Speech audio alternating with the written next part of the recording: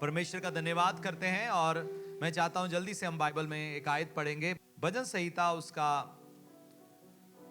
37 अध्याय में कुछ वचन है। मैं कल जब पढ़ रहा था मुझे मेरे दिल को बहुत छुआ कि सच में परमेश्वर बड़े विश्वास योग्य हैं। बहुत पहले शायद मैंने कलीसिया में शेयर किया था। भजन संहिता 37 अध्याय खोल लें, मैं आपको आयत बताऊंगा कि एक बार एक व्यक्ति, एक कलीसिया थी, वहां पर दो लोगों को भजन संहिता 23 पढ़ने के लिए बोला गया। तो भजन संहिता 23 बहुत फेमस है, बहुत सारे लोग पढ़ते हैं। यहोवा मेरा चरवाहा है, मुझे कोई घटी ना होगी। सो हम देखते हैं बड़ा खूबसूरत छोटा सा भजन है, लेकिन बड़ा सामर्थी है। तो दो लोगों को कलीसिया में ये भजन बोलने के लिए बुलाया गया। तो एक उसमें बुजुर्ग थे और एक उसमें जवान था। जवान आया, उसने बड़े अच्छे रीति से, बड़े अच्छे ढंग से उसने उस भजन को बोला।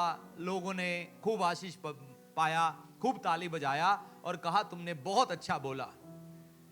उसके बाद बुजुर्ग की बारी आई।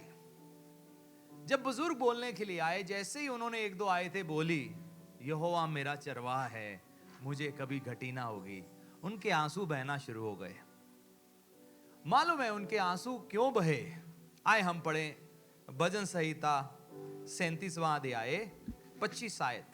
यहां पर क्या लिखा है? मैं लड़कपन यानी कि जवानी से, या जब से मैंने होश संभाला है। क्या कह रहा है वो?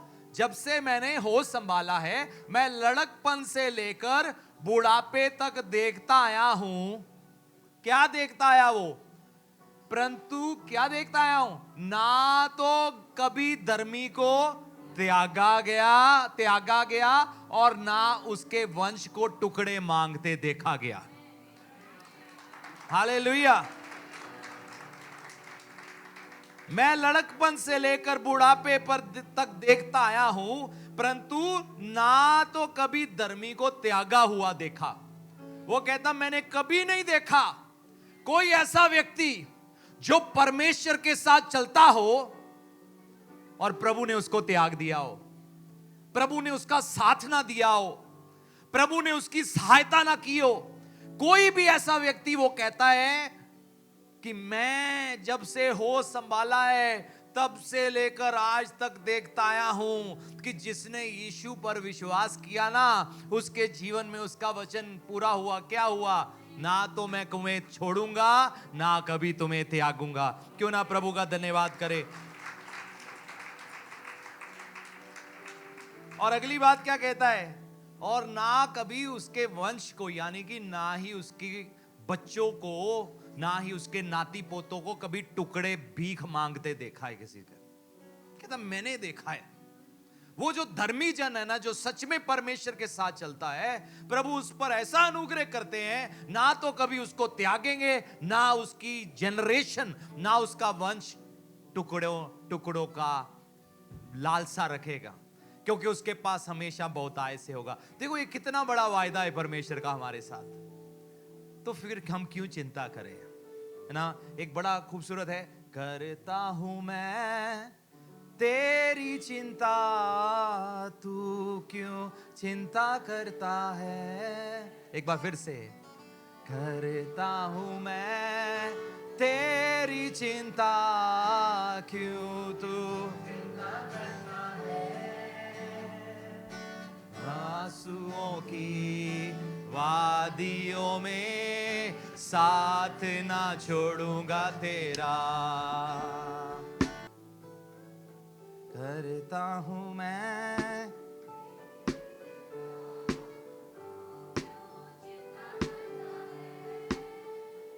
आज आपको क्या चिंता है? प्रभु क्या कहते हैं?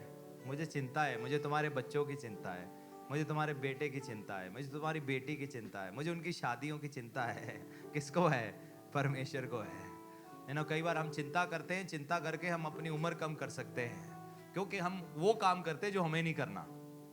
मालूम है, अगर कोई आप ऐसा काम करने की कोशिश करो जो आपको नहीं करना, तो क्या होगा? क्या होगा? मान लो आप में से किसी को कहे जाओ कंपटीशन लड़के आओ ओलंपिक्स में, कितना वजन उठाना है? 400 किलो। आपको कोई बात नहीं, प्रभु धन्यवाद, मौका मिल गया, है ना? लेकिन आप उसके लिए तैयारी नहीं हो, आप 400 नहीं उठा सकते, तो क्या होगा? जैसे वो 400 ऊपर आएगा क्या होगा? कुचल जाएंगे, सबको कुचल जाएंगे। हमारी जिंदगी में कुछ चीजें ऐसी है हम नहीं कर सकते। मुझे आपको, हम आपके घर आ रहे हैं, पास्टर साहब के हाथ से बनी हुई भिंडी की सब्जी, साथ में गोभी, आलू और मिक्स वेज, और ये सारा पास्टर साहब के हाथ से बनाएंगे। मुझे पता नहीं मैं क्या बनाऊंगा, मैं तो शायद मुझे मालूम नहीं, क्योंकि आप मुझे वो करने के लिए कह रहे हो जो मैं नहीं कर सकता। चिंता करके हम अपना भला नहीं कर सकते, लेकिन प्रभु हमारी चिंता करते हैं। वो काम उनका है। किसका काम है? आपको आज जो भी चिंता है ना, प्रभु को दे दो।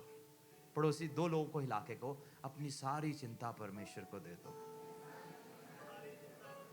अपने भविष्य की, अपनी नौकरी की, अपने व्यापार की, अपनी स्टडी की, विदेश जाने की, जो कुछ भी है ना, बस प्रभु को दे दो। और कहो, प्रभु ये काम मेरा काम नहीं है, ये आपका काम है।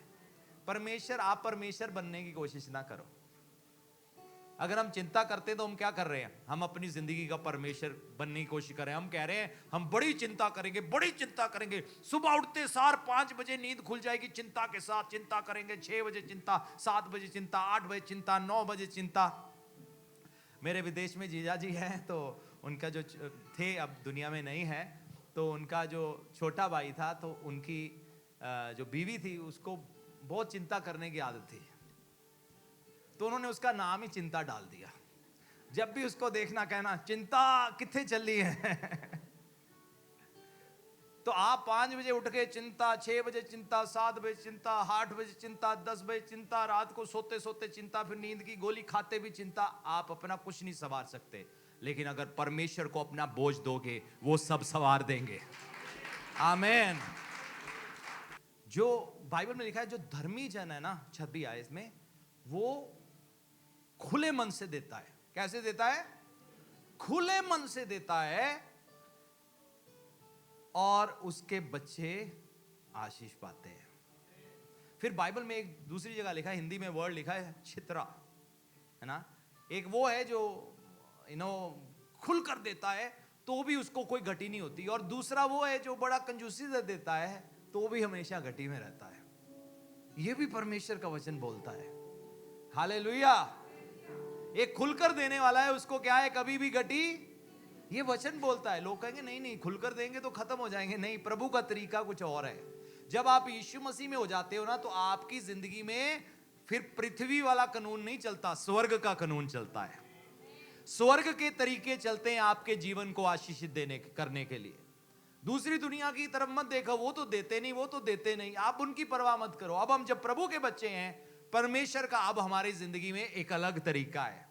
हर एक देश का अलग कानून होता है। कई कानून होते हैं देशों में, बड़े अलग होते हैं। कई जगह 50 की स्पीड, 60 की स्पीड, कहीं पर स्पीड पे जाओ तो कोई फाइन नहीं है, कई जगह बहुत फाइन है। तो अलग अलग कानून है। इसी तरह से जब हम परमेश्वर के राज्य का हिस्सा बन जाते हैं, तो यहाँ पर प्रभु का आशीषित करने का हमें एक तरीका है। और प्रभु कहते हैं, एक वो है जो खुलकर देता है तो भी उसको कोई घटी नहीं होती। अगर आप खुलकर देने वाले हो, चिंता मत करना, वो तो वैसे ही नहीं करनी, क्योंकि आपको कभी घटी नहीं होगी। आए हम अपने स्थानों पे खड़े हो जाएं।